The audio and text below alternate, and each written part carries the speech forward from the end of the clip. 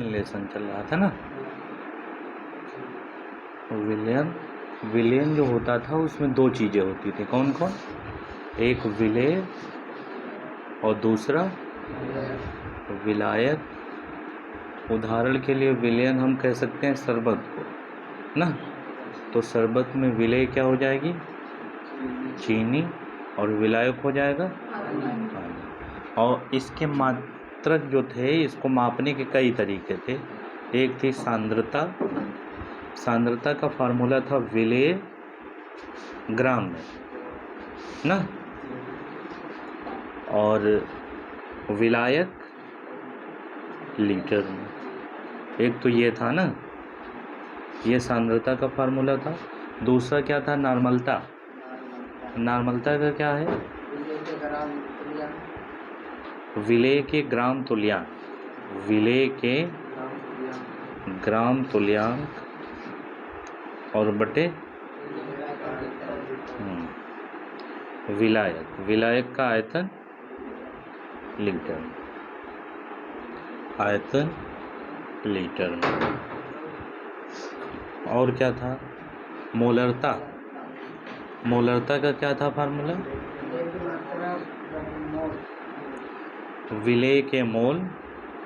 विलेय के मोल बटे विलायक का आयतन लीटर में ना। आयतन लीटर में। और क्या थी? मोललता। मोललता का क्या फार्मूला था? विलेय, हाँ, मोल में विलेय के मोल, या विलेय किस में लिखा जाएगा? मोल में, और नीचे विलायक किलोग्राम ना। और एक था मोल प्रभाज। मोल प्रभाज। मोल प्रभाज का फार्मूला था, हाँ, अवयव के मोल बटे कुल मोल। कुल विलेन के कुल मोल। विलेन के कुल मोल ना। और यहाँ पर अवयव का मोल प्रभाज लिखा जाएगा। अवयव का मोल प्रभाज। एक हम लोगों ने और पढ़ा था पीपीएम, दिखाई दे रहा? पीपीएम। पीपीएम का फार्मूला था अवयव, हाँ, विलेय के भागों की संख्या। भागों की संख्या बटे, हाँ, कुल भागों की संख्या। भागों की संख्या गुणे 10⁶। ये हमारे पास मान है, ठीक है। अब हम इसके आगे पढ़ेंगे। इन चीज़ों को हम लोगों ने पढ़ लिया था ना। अब हम सबसे पहला यहाँ पर देखेंगे राउल्ट का नियम। राउल्ट का नियम। जैसे राउल्ट का नियम इस वाले से संबंधित है, मोल प्रभाज से संबंधित है, ठीक है। हम उदाहरण के लिए लेते हैं, जैसे जो है ये हमने एक बर्तन लिया और बर्तन में हमने दो चीज़ें मिला दी। एक बाहर से मिलाया विलेय। क्या मिलाया? विलेय, जिसको ए से प्रदर्शित किया। किससे? और दूसरा इसमें क्या मिला दिया? विलायक। विलायक को किससे प्रदर्शित किया? बी से, ठीक है। ये इतनी बात समझ में ही नहीं? तो ए के विलेय जो ए है, इसके हम मोल निकाल सकते हैं। ए के मोल मान लिया के मोल Na है, और विलायक बी के मोल Nb है, ठीक है। तो अगर हमें ए विलेय जो है, ए का मतलब कोई पदार्थ हो सकता है, नमक, चीनी, अल्कोहल ना। तो जो ए पदार्थ है हमारे पास, ए विलेय है, उसके मोल कितने हैं? Na। और जो बी है उसके मोल कितने हैं बी। अगर हमें विलेय ए का मोल प्रभाज पता करना हो, क्या विलेय ए का मोल प्रभाज, तो इसका फार्मूला हो जाएगा, क्या लिखा है मोल प्रभाज, अवयव के मोल ना। तो अवयव यहाँ पर हमने ए लिया है तो ऊपर लिखा जाएगा ए के मोल। ए के मोल कितने हैं Na, और बटे क्या लिखा है, हाँ विलेन के कुल मोल। कुल मोल में क्या होगा Na और प्लस Nb ना। तो ये हो जाएगा Na प्लस Nb। इसका मतलब ये A का मोल प्रभाज है। ये क्या है मोल प्रभाज, और इसको एक्सेल से लिखते हैं, ठीक है। मतलब विलेय के मोल प्रभाज को एक्सेल से लिखते हैं और इसका फार्मूला क्या है, ए के मोल बटे ए के मोल प्लस बी के मोल ना। अगर इसी तरीके से विलायक के मोल प्रभाज निकालना हो तो विलायक बी का मोल प्रभाज तो क्या निकलेगा, हाँ एन बी ऊपर हो जाएगा। यहाँ पर हम क्या लिखेंगे, बी के मोल और बटे कुल मोल ना, और इसको लिखेंगे एक्स बी से। तो राउल्ट ने यही बात यहाँ पे बताई थी। राउल्ट ने बताया कि ये जो विलयन है, विलयन का वाष्प दाब, विलयन बना है, विलयन के अवयव, अवयव का मतलब दो चीज़ें, ए और बी। अगर पूछा जाए इसमें कितने अवयव हैं तो दो। जैसे हम यहाँ पर शरबत ले लेते हैं, शरबत में पूछा जाए कितने अवयव हैं, दो, एक चीनी और दूसरा पानी। इसी तरीके यहाँ पर ए और बी लिए गए हैं। तो विलयन के अवयव, कोई अवयव ए हो या बी हो, ठीक है, उसका जो वाष्प दाब है, उसका आंशिक वाष्प दाब उसके मोल प्रभाज के समानुपाती होता है। राउल्ट ने यह बात कही थी। राउल्ट का नियम क्या कहता है, यहाँ पर लिख रहे हैं, विलयन के किसी अवयव का आंशिक वाष्प दाब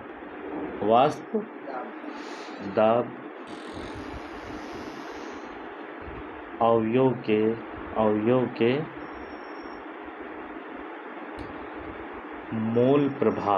मोल प्रभाज के समानुपाती होता है। ये मतलब इसका मतलब इन्होंने सीधा बताया कि ए का जो आंशिक वाष्प दाब होगा वो ए के मोल प्रभाज के बराबर हो, और आंशिक वाष्प दाब को हम लिखते हैं PS। इसका मतलब ए का आंशिक वाष्प दाब, ये PA जो है वो किसके समानुपाती होगा, XA, मतलब इसी के मोल प्रभाज के समानुपाती। ये बात किसने बताई थी, राउल्ट का नियम। मतलब राउल्ट का नियम कहता है किसी विलयन के अवयव हम ए मान लेते हैं, ए का आंशिक वाष्प दाब और ए के मोल प्रभाज के बराबर ए समानुपाती होगा। ये समानुपाती का चिन्ह है, ठीक है। समानुपाती जब हटेगा तो यहाँ पर के एक कांस्टेंट लग जाएगा और इसका फार्मूला ये है, ठीक है। राउल्ट का नियम समझ में आया नहीं आया। मतलब राउल्ट का नियम क्या कहता है, विलयन के किसी अवयव का आंशिक वाष्प दाब अवयव के मोल प्रभाज के समानुपाती होता है। अच्छा, ये बी विलयन का भी वाष्प दाब होगा, तो इसका जो वाष्प दाब होगा ये किसके समानुपाती होगा, एक्स बी के समानुपाती होगा ना। बात समझ में ही नहीं है। मतलब दूसरा अवयव इसका विलयन हो गया, ए विलायक हो गया, विलायक बी, और बी का जो वाष्प दाब आंशिक वाष्प दाब होगा वो बी के मोल प्रभाज के समानुपाती होगा, ठीक है। तो जो विलयन राउल्ट के नियम का पालन करते हैं, अब इधर मिटा देते हैं, जो विलयन राउल्ट के नियम का पालन करते हैं उन्हें हम आदर्श विलयन कहते हैं। क्या, आदर्श विलयन। आदर्श विलयन का मतलब क्या हुआ, जो विलयन राउल्ट के नियम का पालन करते हैं उन विलयन को हम आदर्श विलयन, जो विलयन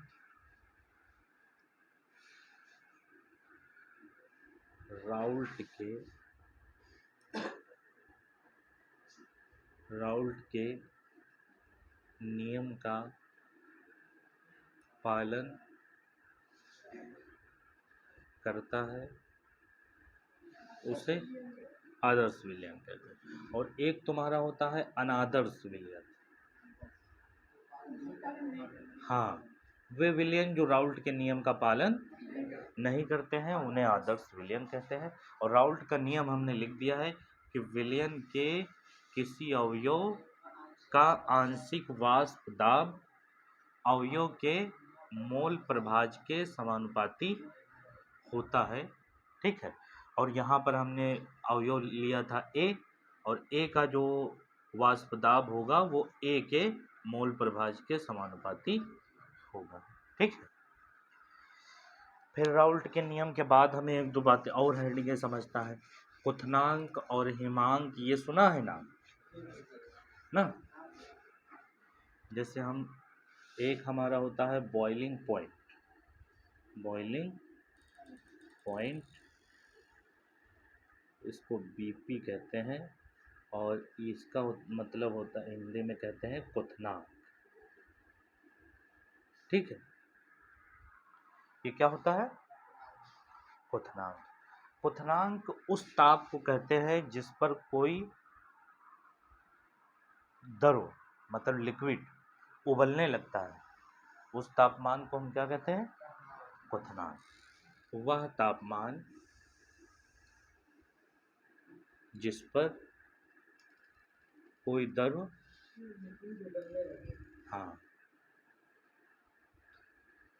उबलने लगता है।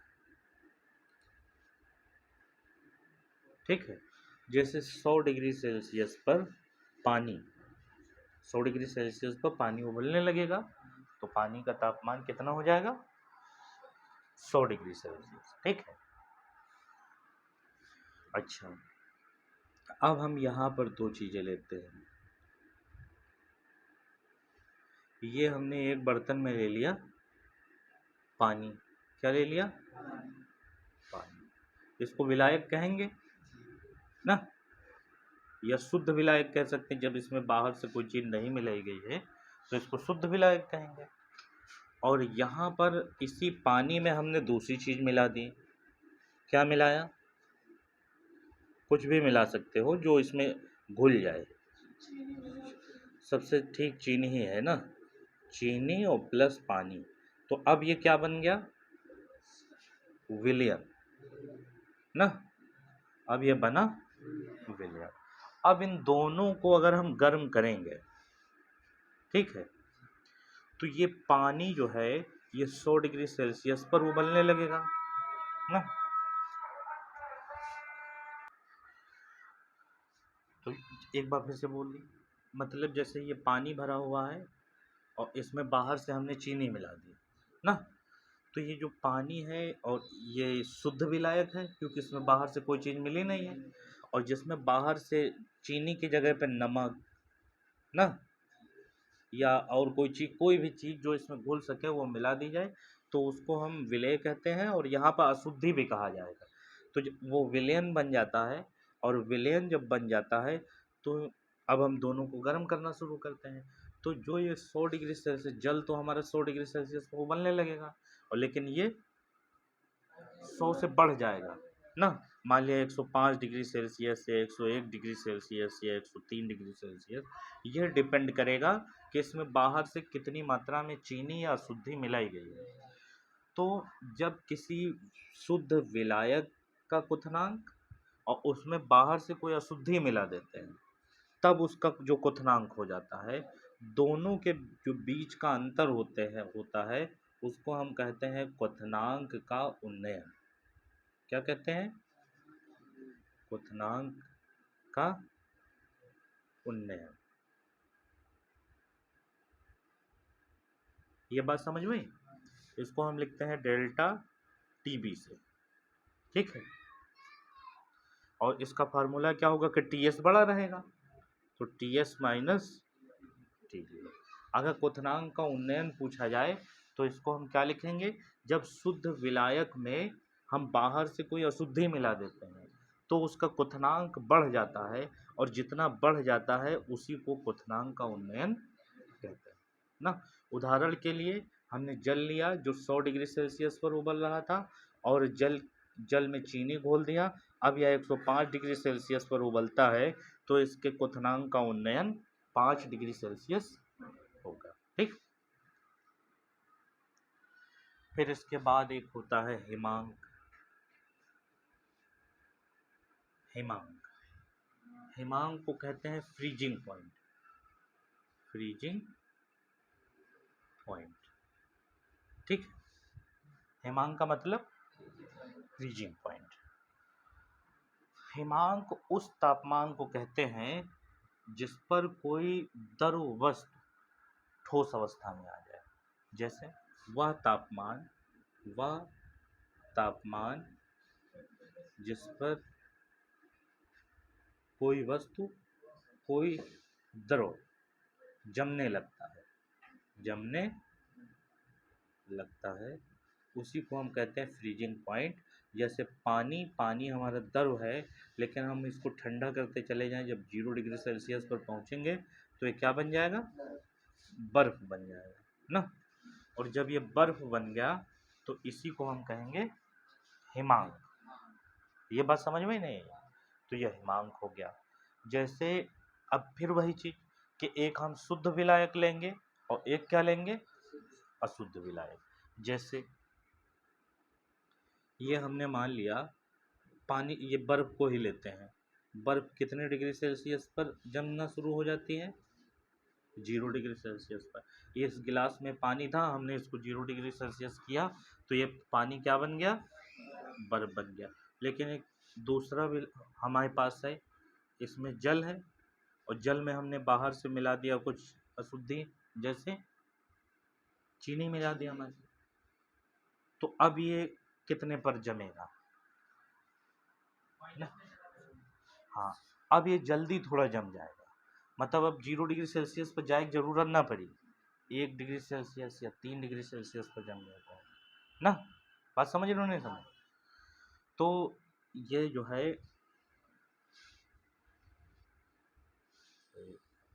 इससे जो है ये हिमांक घट बढ़ रहा ना, तो हिमांक में जो परिवर्तन हुआ उसको कहते हैं हिमांक का अवनमन। हिमांक का अवनमन, ठीक है। और इसको के टी डेल्टा टी एफ से लिखते हैं, और इसका फार्मूला इसके उल्टा होता है, ठीक है।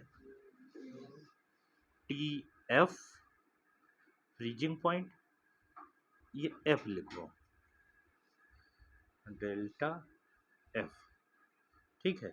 एफ का मतलब फ्रीजिंग पॉइंट होता है, और यहाँ पर क्या हो जाएगा, एफ ओ और एफ एस, मतलब ये किसका, हाँ, मतलब शुद्ध विलायक का हिमांक ना, और ये विलयन का हिमांक, दोनों का जो कमी आएगी दोनों में, उसी कमी को हम अवनमन कहते हैं, हिमांक का अवनमन, ठीक है। तो ये उन्नयन और अवनमन समझ में आ गई ना।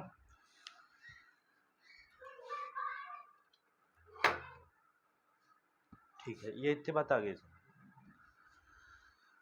क्वथनांक का उन्नयन का मतलब शुद्ध विलायक में जब कोई अशुद्धि मिला दी जाएगी तो उसका क्वथनांक बढ़ जाएगा, और जितना बढ़ता है उसी को हम क्वथनांक का उन्नयन कहते हैं। इसी तरीके हिमांक में क्या होगा, जब हिमांक में हम किसी शुद्ध विलायक में बाहर से अशुद्धि मिलाकर उसको ठंडा करेंगे या फ्रीज करेंगे तो उसके हिमांक में कमी आएगी, उस कमी को हिमांक का अवनमन कहते हैं, ठीक है। तो ये बात हो गई। अब आगे देखा जाए विलेयता। क्या चीज, विलेयता। विलेयता इसको कहते हैं सॉल्युबिलिटी।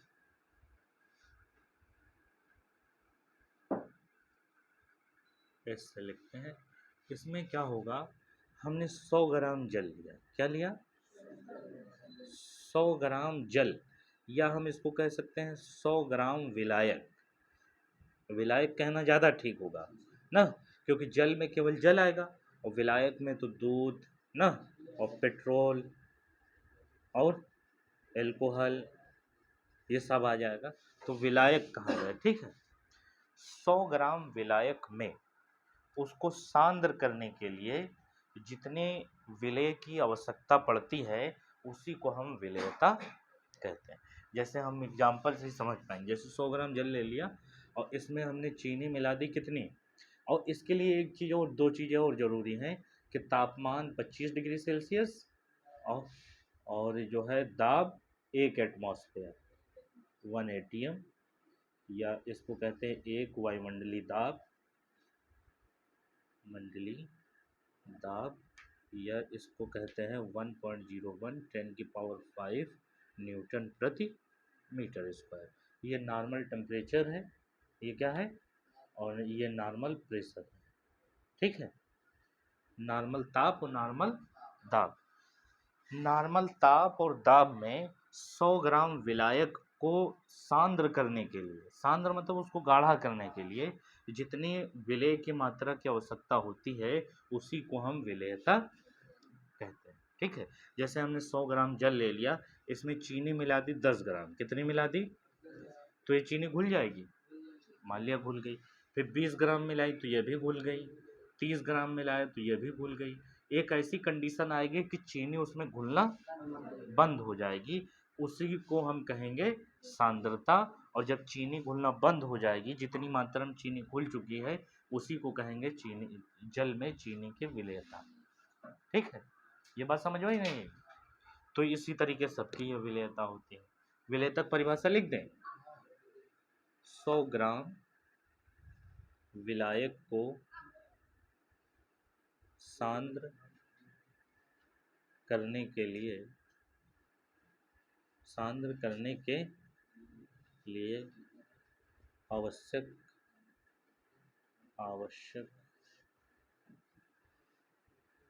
विलेय की मात्रा, विलेय की मात्रा को विलेयता कहते हैं, विलेयता कहते हैं। ठीक है, अब विलेयता को प्रभावित करने वाले कारक, प्रभावित करने वाले कारक मतलब विलेयता कैसे बदलेगी, तो 3-4 बातों पर विलेयता निर्भर करेगी। अगर तापमान को हम बढ़ा देते हैं तो विलेयता बढ़ जाएगी, क्योंकि भाई तापमान बढ़ाओगे तो चीनी की मात्रा ज़्यादा घुल जाएगी। इसका मतलब तापमान बढ़ाने पर विलेयता बढ़ती है ना, बढ़ती है नहीं बढ़ती है। दूसरा जो है, ये विलायक के नेचर पर निर्भर करती है। जैसे जल में हो सकता कम घुल रही हो, दूध में कम घुल रही हो, या पेट्रोल में। जैसे चीनी ले लेते हैं, दूध में कम घुलेगी, पानी में ज़्यादा घुलेगी। तो विलायक पर की प्रकृति पर निर्भर करती है। ठीक है, विलायक की प्रकृति पर निर्भर करती